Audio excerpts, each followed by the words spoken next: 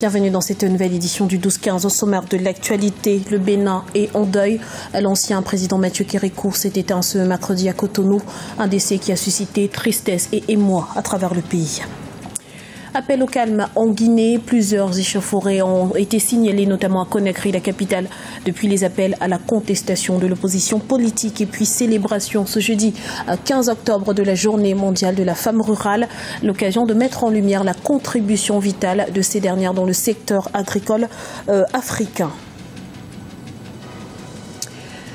Tous les drapeaux sont en berne au Bénin. Une semaine de deuil national a été décrétée en hommage à l'ancien président Mathieu Kérékou, décédé ce mercredi, surnommé le Caméléon. Il a dirigé le Bénin de 1972 à 2006 avant de céder son fauteuil à l'actuel président Boni Yayi. Il était âgé de 82 ans. Réaction d'Adrien Anzo, l'ancien ministre béninois.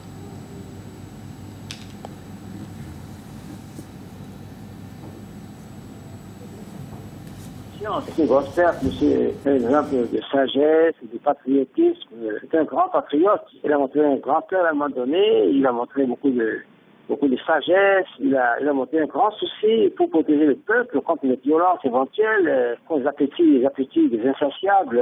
Donc c'est un grand homme qui s'en va là. Il a montré du caractère, il a montré des choses, et ça c'est extraordinaire.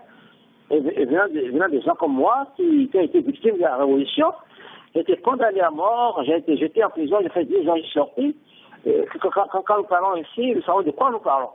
Il y avait raison d'être meilleur sur le plan de la patrie, sur le plan des valeurs de la démocratie, des libertés, et qui vraiment s'est montré en dessous de tout. Et voilà, Kérékou a montré beaucoup de sagesse, beaucoup de cœur, beaucoup de machin là. Nous, on a beaucoup apprécié.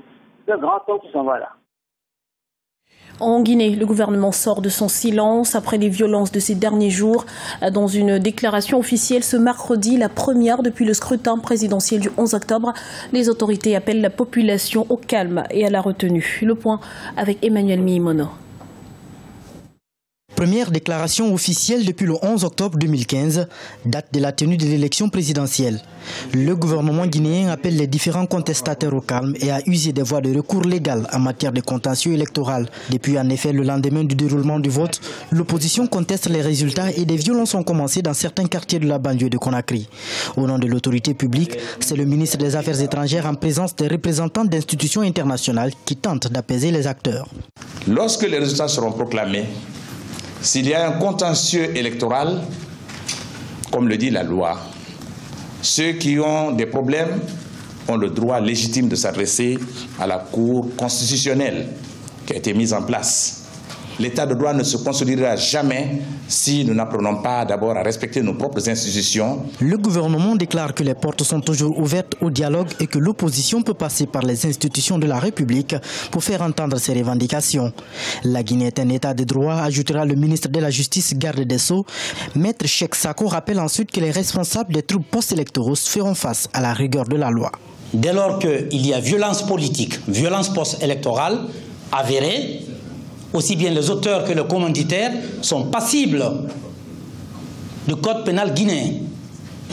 Et je tiens à réaffirmer solennellement que le gouvernement prendra ses responsabilités dans ce sens. Mais je rajouterai pour terminer, la Guinée n'est pas un pays pendu comme ça au ciel. La Guinée est dans le concert des nations. La Guinée est partie au traité de Rome. Si le gouvernement guinéen n'assume pas sa responsabilité, il y a la justice internationale. Le scrutin présidentiel s'est déroulé le 11 octobre 2015 dans le calme et la sérénité. Les électeurs se sont massivement rendus aux urnes pour voter. Selon la Commission électorale nationale indépendante CENI, le taux de participation tourne autour de 75%. Mais avant la proclamation des résultats provisoires, les 7 candidats de l'opposition dénoncent des fraudes massives et appellent à l'annulation de l'élection. Les différents observateurs internationaux sont quant à eux unanimes. Les manquements constatés ne remettent pas en cause la sincérité du scrutin. Et sachez que Cellou Dalein Diallo, principal opposant du président Alpha Condé, a annoncé ce jeudi qu'il se retirait définitivement du processus électoral. Il dénonce des fraudes massives lors du scrutin du 11 octobre 2015. Les femmes rurales à l'honneur ce jeudi 15 octobre, l'occasion pour ces dernières de faire entendre leur voix à l'heure où le secteur agricole est de plus en plus féminisé.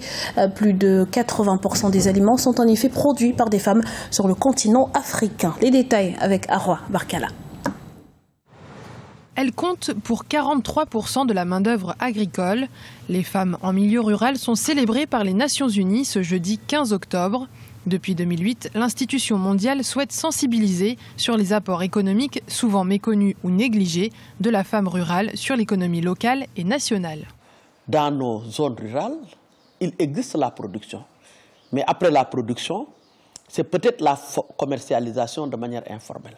Nous n'avons pas compris que tous les pays asiatiques qui se sont développés et tous les pays qui se sont développés depuis le 19e siècle ont été développés par leur petite industrie. Nous sommes en train de lutter pour qu'il existe une économie rurale pour deux raisons. La première raison, c'est pour fixer les populations dans l'espace rural et combattre l'exode rural. Mais la deuxième raison, c'est pour avoir une économie équilibrée. On ne peut pas avoir des pays comme le Sénégal où tout se passe à la capitale et rien dans l'intérieur du pays. Le potentiel économique reste difficilement mesurable, mais l'on sait que la part des femmes dans le travail agricole atteint par exemple au Cameroun 80%. Les Nations Unies veulent rendre compte de la responsabilité sanitaire et sociale jouée par ces femmes qui vivent en milieu rural. Leur responsabilité en matière de sécurité sanitaire est immense. Elles se trouvent en première ligne lorsqu'il s'agit de lutter contre la faim et l'extrême pauvreté. Au Bénin, leur rôle social est reconnu et mis en avant. En dehors de ce qu'elles font dans le cercle familial, c'est-à-dire avec leur mari et consorts, elles se retrouvent aussi en association et font des champs, des cultures et puis du maraîchage. C'est des associations qui sont très organisées et quand les produits finis sont récoltés, donc tout ça est convoyé dans nos marchés. En dehors de ça, elles sont aussi en groupement pour la transformation de ces produits. Parmi les 17 nouveaux objectifs de développement durable visés par l'ONU pour l'année 2030, plusieurs concernent directement la femme rurale, comme celui de l'élimination de la faim et de l'extrême pauvreté, ainsi que celui de la promotion de l'autonomisation des femmes. Lancement officiel ce jeudi à Douala au Cameroun du club des partenariats publics-privés. Il rassemble une cinquantaine d'entreprises privées intéressées par le développement de projets en collaboration avec l'État. L'objectif est d'assurer une meilleure organisation pour mieux répondre à la demande. Les Elsie à Kizimana. Lancement du club partenariat public-privé au Cameroun.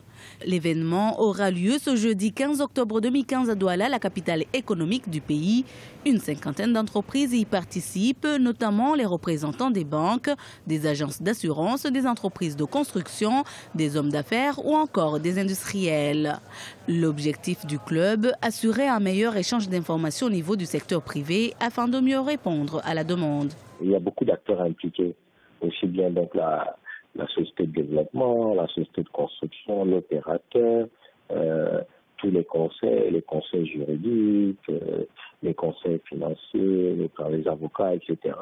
Donc, et pour pouvoir arriver à un accord avec un État sur un projet particulier, ça nécessite quand même un gros travail au préalable. Donc c'est ce que nous allons essayer de faire au niveau du secteur privé. Ceux qui veulent se regrouper entre eux, ils trouveront au sein du club un moyen de pouvoir mieux communiquer et aussi de mieux préparer les dossiers pour que ces dossiers puissent aboutir dans les différents domaines. L'Afrique présente un grand potentiel au niveau de ses partenariats entre le public et le privé, l'évolution de la démographie, l'économie soutenue du continent, la population qui s'urbanise de plus en plus sont autant d'enjeux qui favorisent l'offre et la demande des partenariats. Les gouvernements doivent se saisir, et je pense que la plupart du temps, la plupart d'entre eux le font, se saisissent de ces enjeux. Il y a une multiplicité de réponses. J'aurais tendance à dire que les partenariats publics-privés sont une de ces réponses qui permet d'allier la demande du gouvernement, les besoins du gouvernement en termes d'investissement, mais également en termes d'entretien et maintenance de ces infrastructures sur le long terme, et d'associer le privé, les groupes internationaux, mais également le secteur privé local, régional, à des grands travaux d'infrastructures, ces grands travaux structurants. Le club PPP Cameroun va donc créer une opportunité d'investissement à travers son site internet. Le PPP reste ainsi un mode de financement par lequel une autorité publique fait appel à des prestataires privés pour financer et gérer un équipement assurant ou contribuant au service public. En 2013, le gouvernement camerounais a présenté aux investisseurs des projets dans divers domaines à exécuter en partenariat public-privé. Il s'agit notamment des domaines de transport, de développement urbain, énergie et dans le développement de la conservation des produits alimentaires. Du sport à présent, 10 footballeurs érythréens demandent l'asile politique au Botswana. Ils ont refusé de quitter Francistown après un match ce mercredi. Il s'agit pour la plupart de joueurs qui font partie de l'armée érythréenne.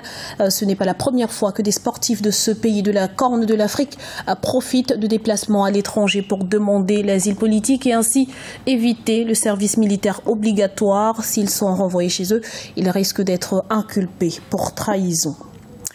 Et c'est ainsi que s'achève cette édition. Nous vous remercions pour votre fidélité. Retrouvez dans un instant une nouvelle édition de l'information sur Africa 24.